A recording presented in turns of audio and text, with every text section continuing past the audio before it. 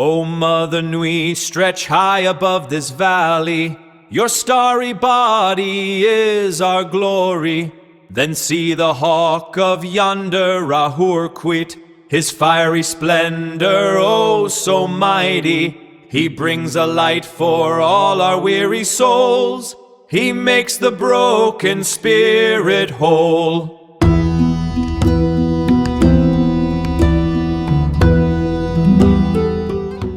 Today's mission is unpacking this really complex metaphysical paper. It's about this ultimate hardware mismatch. So imagine trying to run the entire internet on like a 1990s floppy disk. Right. It would just instantly crash. Exactly. And according to the text, that is exactly what it's like being a human. You are this finite biological computer trying to run the infinite software of consciousness, which the paper calls Ar-Insof. But our brains run on these discrete binary impulses, zeros and ones, that are built for physical survival, not for processing infinity. Yeah, and that creates a pretty massive ontological dilemma. There's this brilliant metaphor from Peter Russell in the text. He basically compares the finite, ego-driven mind to a clenched fist.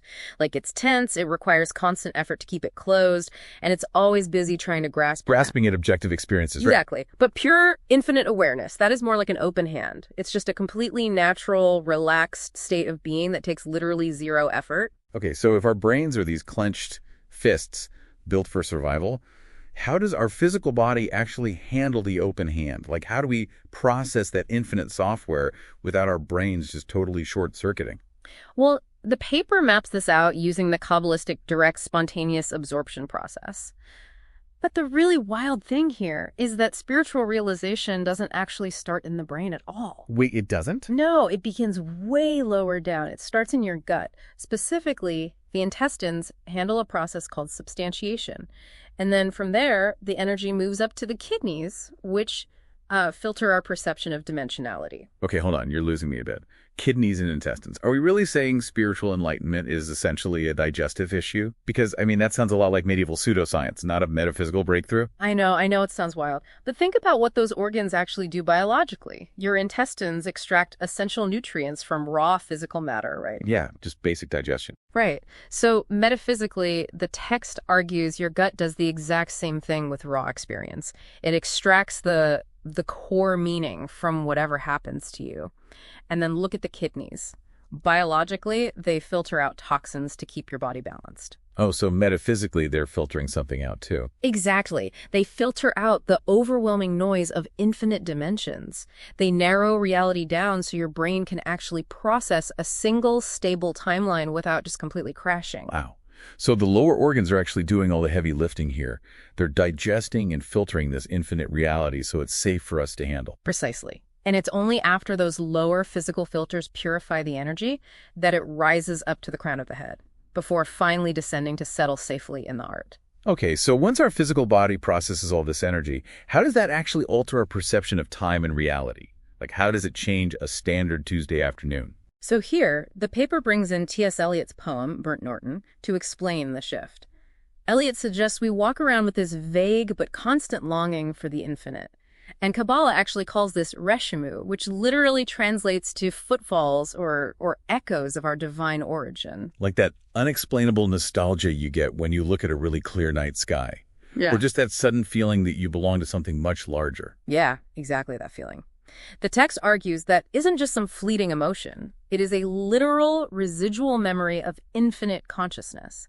And recognizing those echoes drives us to seek what Eliot calls the still point of the turning world. I like to think of it like a spinning wheel. The rim of the wheel is spinning chaotically, which is basically our everyday suffering, running late, paying bills, living in sequential time. But the axis right in the middle is perfectly still. That's a great way to picture it. But wait, if we manage to anchor our identity in that perfectly still point, do we just stop participating in everyday life? Like, do we just sit in a cave and check out of reality entirely? No, not at all. The movement doesn't stop. Instead, life becomes a dance around that motionless center. You're still participating in the turning world, still paying bills and living life, but you aren't being violently thrown around by the centrifugal force of the rim anymore. You're finally anchored. Right, you're anchored. So the text kind of summarizes this ultimate realization as the union of the fire and the rose. The fire is that infinite, purifying awareness we've been talking about. And the rose is our fragile, finite human life.